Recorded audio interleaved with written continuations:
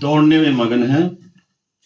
वे कभी एक चीज और कभी दूसरी में, जैसे धन दौलत, यार दोस्त, राजनीति आदि में व्यर्थ ही सुख ढूंढने की कोशिश कर रहे हैं। यह सब देखकर सतगुरु उपदेश देते हैं कि सुखों और दुखों से भरी यह संसार रूपी नगरी चौपड़ का खेल है। यहाँ से मुंह मोड़कर अपने असली घर का रुख कर लो। सतगुरु हमारे मन से ही आग्रह करते हैं, क्योंकि यह मन ही तो है जो इन वस्तुओं के पीछे भागता है और इंद्रियों के प्रलोभनों का शिकार हो जाता है। मन और आत्मा दोनों की गांठ बंधी हुई है, इसलिए जब तक मन का साथ नहीं छूट जाता, आत्मा भी तरक्की नहीं कर सकती। यदि ये दोनों हमें अलग अलग दिशाओं में खींचते रहे तो हम कभी सफल नहीं हो सकते। इसलिए मन से यह अर्ज की गई है। वास्तव में सभी सत्संगों का उद्देश्य मन को अंतर्मुख करना है। मन भी एक ऊंची हस्ती का मालिक है, त्रिकुटी का रहने वाला है। मन का जो वास है, असली जो घर है, वो त्रिकुटी में है।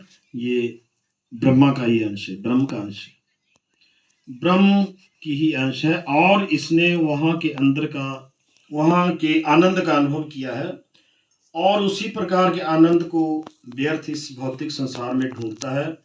इसलिए सतगुरु मन को प्रेरित करते हैं कि वो क्षणिक सुख के पीछे भागना बंद करके अपने असली ठिकाने में स्थायी सुख की खोज करे।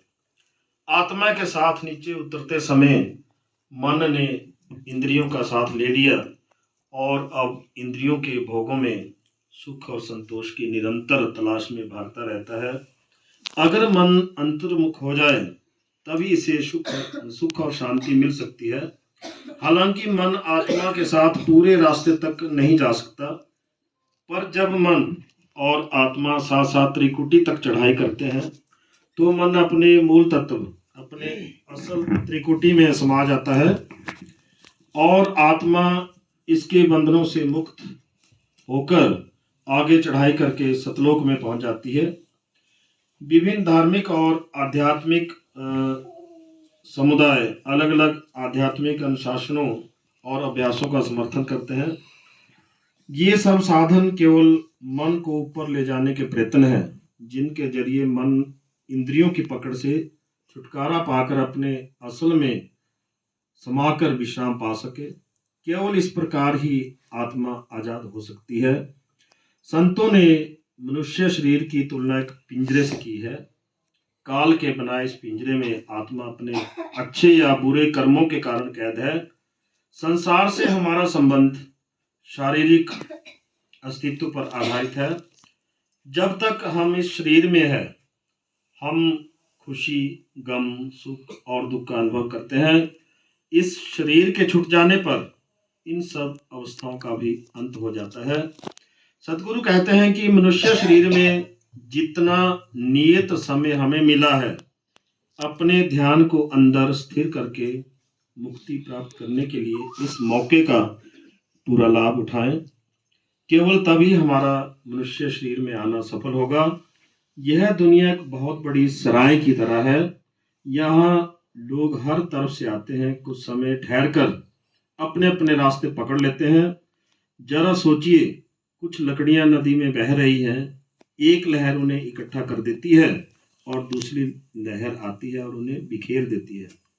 इसी प्रकार हम संसार में मिलते हैं और जुदा हो जाते हैं। हम यहाँ आते हैं, मिलते हैं, किसी से यारी दोस्ती, किसी से दुश्मनी कर लेते हैं, फिर यहाँ से चल देते हैं। दोस्त, मित्र, संबंधी और बच्चे जिनके लिए हम गलत रास्ते अपनाते हैं, अपने उसूलों तक कुर्बान कर देते हैं, धोखाधड़ी करते हैं। इन सब की क्या अहमियत है, क्या महत्व है? जब हम देह और शरीर को छोड़ देते हैं, ये हमारी कोई सहायता नहीं कर सकते, क्योंकि दुनिया के यह रिश्ते आर्जी हैं, अस्थाई हैं। जब अंत समय आता है तो मौत के फरिश्ते आत्मा को ले जाते हैं। हमें तो पता भी नहीं चलता कि आत्मा कहाँ चली गई और कौन उसे ले गया। फिर ऐसे वक्त यार, दोस्त, रिश्तेदार हमारी क्या मदद कर सकते हैं? असल में इन रिश्तों से हमारे लेन देन के संबंध है। इन रिश्तेदारियों में कोई बच्चा है, कोई माता पिता, कोई रिश्तेदार, कोई यार दोस्त, कोई दुश्मन। जब हिसाब किताब चुकता हो जाता है तो हम जुदा हो जाते हैं और हमारे कर्मों के मुताबिक हमारा फैसला कर दिया जाता है।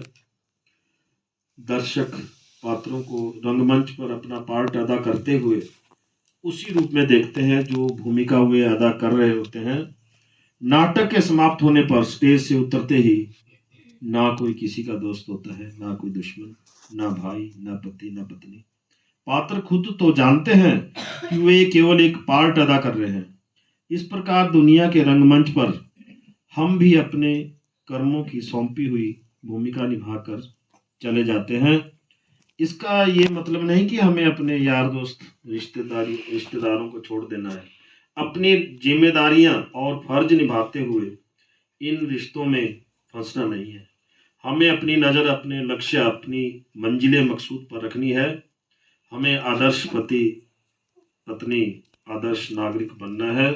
संत मत हमें अपनी जिम्मेदारियों को कर्तव्य समझकर निभाने के लिए प्रेरित करता है, जिससे आपसी तालमेल और सद्भावना बढ़ती है। हमें निश्चित संख्या में श्वास सौंपे गए हैं और इन श्वासों की धौंकनी दिन रात चल रही है। जैसे पानी से भरी हुई टंकी में नल लगाकर उसे खोल दें तो एक दिन वो टंकी बिल्कुल खाली हो जाएगी। इसी तरह एक दिन हमारे श्वासों का भंडार भी खत्म हो जाएगा और हम मौत का शिकार हो जाएंगे। लेकिन हम दुनिया के काम धंधों कारोबार में इतने व्यस्त हो जाते हैं कि मौत जो हकीकत है उसे भी हम भूल गए हैं। जब हम लोगों को मरते हुए देखते हैं या शव के साथ शमशान भूमि जाते हैं तब भी हम सचेत नहीं होते। हम सोचते हैं कि शायद मौत हमारे लिए नहीं। अगर हमने मौत को सामने रखा होता तो हम निडर होकर मौत का सामना करने का साधन ढूंढते। ये शरीर पानी के ऊपर तैरती एक मशक की तरह है। जैसे ही उसमें भरी हवा निकल जाती है, मशक डूब जाती है। जब हमारे श्वास खत्म हो जाते हैं, ठीक वैसे ही हमारे साथ भी होता है। जैसे ही हम श्वास लेना बंद करते हैं, हमारे शरीर को जला दिया जाता है या दफना दिया जाता है। अगर हम अपने ध्यान को बाहरी पदार्थों से हटाकर अंतर्मुख कर ले तो हम उस दिव्य धुन यानी परमात्मा की दया की धार या शब्द को सुनने के लायक बन जाते हैं, जो हमें जन्म मरण के बंधन से मुक्त कर देता है। वह आदि शब्द या नाम हम सबके अंदर धुनकारे दे रहा है, गूंज रहा है, लेकिन हमारा ध्यान बाहर दुनिया में है, जिसके कारण हम उसे सुन नहीं सकते। और ऐसा इसलिए क्योंकि माया ने जैसे लोरी देकर हम पर पर्दा डालकर सुला दिया हो। इसीलिए हमें किसी गुरुमुख, किसी कामिल मुर्शद के पास जाना चाहिए। सदगुरु हमारे ध्यान को तीसरे तिल पर एकाग्र करके माया के मोह रूपी जादू को बेअसर करना सिखाते हैं, ताकि हम अंतर्मुख होकर अपने अंदर शब्द से संपर्क कर सके। सदगुरु की सहायता से ही हम संसार के पदार्थों से ध्यान हटाकर उस शब्द या नाम से जोड़ सकते हैं। हम गुरु के स्वरूप का ध्यान करते हैं क्योंकि वे देहधारी शब्द हैं। जिसका भी हम ध्यान करते हैं हम उसकी ओर खींचे चले जाते हैं। इसलिए ध्यान द्वारा हम भी सतगुरु की ओर खींचे चले जाते हैं। सतगुरु अपना शरीर छोड़ने पर शब्द में समा जाते हैं। इसलिए यदि हम उनसे प्रेम करते हैं तो हम भी उनके प्रेम में बंधे उनके साथ शब्द में समा जाएंगे। सतगुरु इस युक्ति और तरीके को और भी खोलकर समझाते हैं। पहले हमें अपनी चेतना को समेटकर सिमरन के द्वारा तीसरे तिल पर टिकाना है। हम जिनके बारे में सोचते हैं वही भाव और विचार हमारे मन में घर कर जाते हैं। पवित्र नाम का सिमरन हमारे मन को रूहानियत की ओर मोड़ता है, जिससे हमें ध्यान एकाग्र करने में सुविधा होती है। जब हम अपने ध्यान को 9 द्वारों से समेटकर तीसरे तिल पर लाते हैं, वहां हम गुरु के शब्द स्वरूप के दर्शन करते हैं। गुरु के शब्द स्वरूप पर ख्याल को टिकाना जरूरी है।